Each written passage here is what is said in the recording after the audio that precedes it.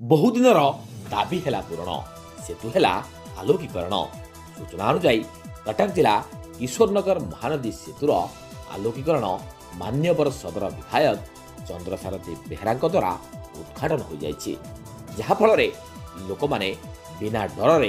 सेतु उपरे यातायात करें। देखंतु एही सेतु को किपरि आलोकीकरण करा जाइछि। लाइट रे झलसुछि सेतु। एही उद्घाटनी उत्सव रे मान्यवर विधायक सहित किशोरनगर ग्राम पंचायतर विजु जनता दलर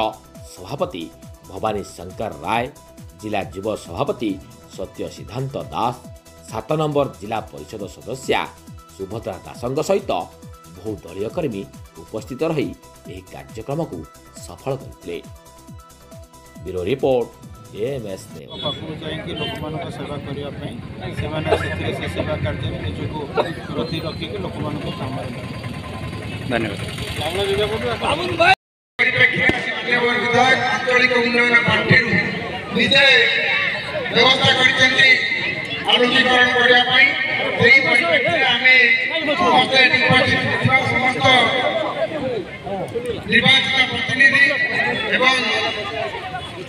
विजु जनता दल कर्मकर्ता सभापति आज आम समस्त एक विचारटा नवा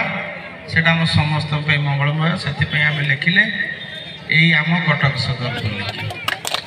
ये लेखा कौटी ना प्रथम थर आम लिखीचे।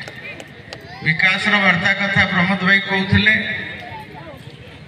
काली आमर दलर प्रतिष्ठा दिवस उत्तरकूल पंचायत भीमपुर ठारे हम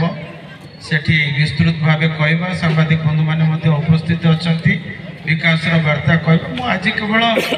छोटिया कथाटे आपण मानक समस्त कहवाई चाहूँ वार्ता मु कौन कहि जदि मो सांगे काम करुवा प्रत्येक गुरुजन माँ मौसी युवक युवती जदि से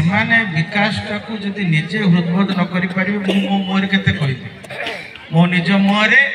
निजर प्रशंसा कला सहित सामान हो मत लगे मत मु संतुष्ट नुहे विकास रे मुझे दिन संतुष्ट हेबी जो दिन सदर मो सांगे काम कर लोक मैंने अनुभव करेंगे प्रतिनिधि हिसाब से विधायक हिसाब से मुझे उत्तम सेवा जोगे दे पारुछि एवं सदर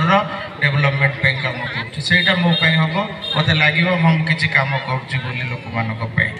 जो पर्यंत से काम हो नहीं अनुरोध करी